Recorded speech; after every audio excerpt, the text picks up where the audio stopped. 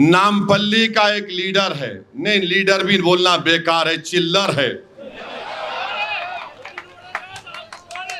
उसने, सुनिए, मैं आपको इलेक्शन कमीशन का लेटर 12 मार्च 2024 का लेटर कि उसमें से चंद पैराग्राफ पढ़ रहा हूं।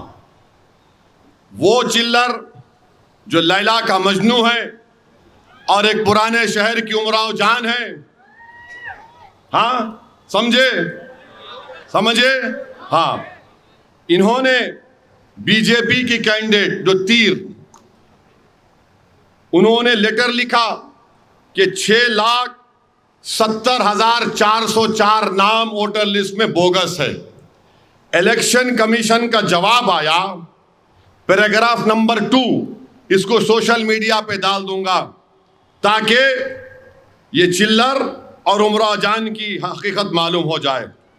उसने लिखा, in this regard it is submitted that on perusal of the state representation of Srimati of BJP candidate from Hyderabad Parliament constituency, it is observed that the total number of alleged discrepancies and irregularities electoral roll of Hyderabad is 6,72,000.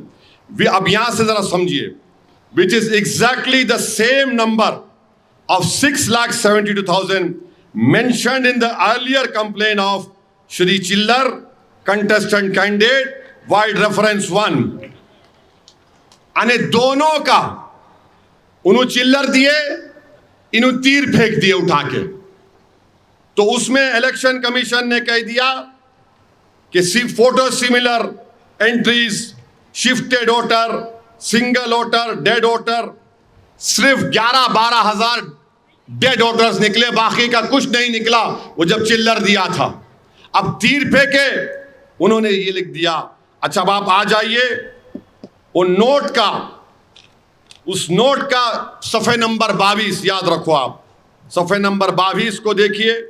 सफ़े number 22 में एक बड़ी interesting बात लिखी गई, जिसमें चिल्लर ने, उमराव जान ने ये बात कही थी कि एक घर में इतने वोटर रहते हैं, 50 लोग वोट रहते हैं। तो इलेक्शन कमीशन ने लिखा कि हमने 51,000 ऐसे वोटर्स का चेक किया, वेरीफाई किया है, जिसमें से 41,482 उसी जगह पर हैं।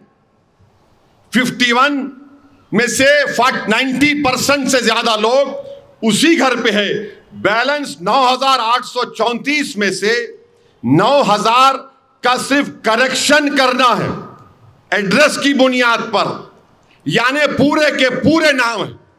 मगर उमराव जान पुकार रही थी, मेरे नामान बोगस नाम डाल दिए मंजलिस वाले। अब आप बताइए, ये पूरे तीनों मिलके काम कर रहे नहीं कर रहे? चिल्लर, तीर फेंकने वाले और उमराव जान। और मैंने 2 मार्च को कहा था, प्यारे मैदान छोड़ के नहीं भागना। तो जब देख लिया कि गुलाब जामुन और खलाकंद, बादाम पिस्ते नहीं बराबर मिल रहे, तो बोले गनीमत इसमें है कि चप्पलों को बगल में रखो और घर में जाकर सो जाओ। मगर सो नहीं रहे, सो नहीं रहे, अभी भी साजिशें कर रहे हैं, मैं जानता हूं। मगर याद रखो, अल्लाह हमेशा सच्चाई को कामयाब करता है, अल्लाह हमेशा हक को सरबुलंद करता है। 1996 में भी ऐसा कर रहे थे, और उस वक्त मुमताज खान साहब ने सालारे मिल्लत के लिए खुलकर काम किया था, बल्कि पूरी पोलिंग का भी इंतजाम करवाया था। ये लोग समझे थे कि वेंकैया नायडू खड़ा हो जाएगा तो मेरा कायद नाकाम हो जाएगा। मगर अल्लाह जब किसी को कामयाब और इज्जत से नवाजना चाहता है, दुनिया की ताकत कुछ नहीं कर सकती। आज भी साजिशें कर रहे हैं। मैं आपको एक और बात बता रहा हूं पोलिंग एजेंट्स को, कि प्रिसाइडिंग ऑफिसर की किताब है, उसमें अगर किसी पोलिंग बूथ पर पुलिस वाले किसी वोटर की चिट्ठी को देखकर अंदर भी जाएंगे, मैं उन पुलिस वालों को चैलेंज कर रहा हूं। Presiding officer handbook 2023 paragraph number 13.28 जिसमें आइडेंटिफिकेशन ऑफ इलेक्टर्स लिखा हुआ है, और फिर पैराग्राफ नंबर 13.29, इन दोनों में कहीं पर भी ये नहीं लिखा गया कि पुलिस किसी वोटर की चिट्ठी को देखकर उसको भिजा देगी या रोकेगी। तो उम्मीद करते कि पुलिस कानून के मुताबिक काम करेगी। हाँ, असेंबली इलेक्शन के वक्त एक कोतवाल साहब बड़ी होशियारी करे और उमरा जान को तकलीफ यही हो गई, क्योंकि कहावत है ना, जब कोतवाल हो सैया, तो कोतवाल सैया नहीं है अब। तो उनको लगा हवा भी एक तरफ, सब मोदी के खिलाफ खड़े हो गए। मजलिस ने याकूतपुरे को मजबूत बना दिया।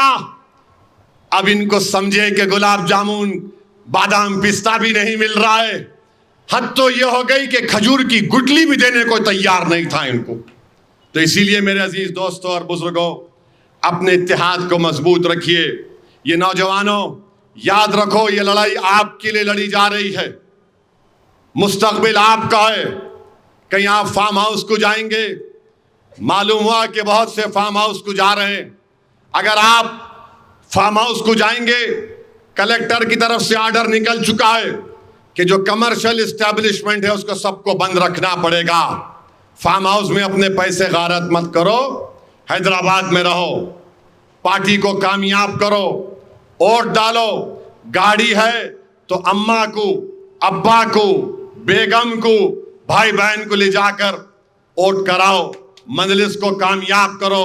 और मैं आपको बताना चाह रहा हूं आखिर में, मुझे आपने अल्लाह के फजलो करम से मजलिस ने मुझे 5वीं मरतबा हैदराबाद की आवाम की खिदमत करने का मौका दिया। मैं बहैसियत रुकने पार्लिमान पूरी कोशिश किया हूं और कर रहा हूं कि आपकी तकालीफ और मसाइल को पार्लियामेंट में उठा सकूं। चाहे ट्रिपल तलाक का मसला हो, चाहे यूएपीए का कानून हो, चाहे बैकवर्ड क्लास के रिजर्वेशन लिमिट को बढ़ाने का मसला हो, मजलिस ने हर चीज, हर मसले पर खोल खोल कर इन तमाम चीज़ों को बयान किया है। मैं अपनी बात को ख़त्म करने से पहले आवाम के बेहद इसरार पर हावरे पढ़ लेता हूँ। हाँ, अब चाउस शान है, मालिक की शान है। तो अब ये हमारे मोदी साहब कल नक्को बोले, मोदी जी वो लाल, वो फतेह मैदान में आप बोल रहे नक्को, अरे वो मैदान तो हमारा है। तो मोदी जी पे अब किस पे बोले सुन लो। हरी सिंह बोले अम्मा बाबा को भूल गया। जरा थक गए क्या?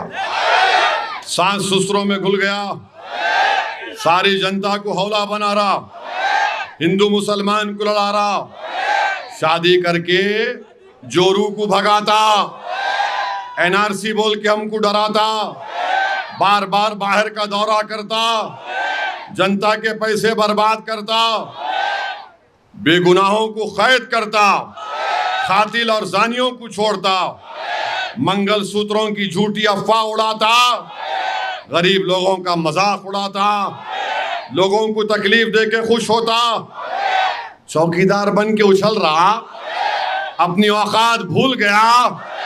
तो मेरे भाई 13 के दिन मेरे को नहीं बोलना पड़ेगा, हो रे कहाँ रे तुम लोग।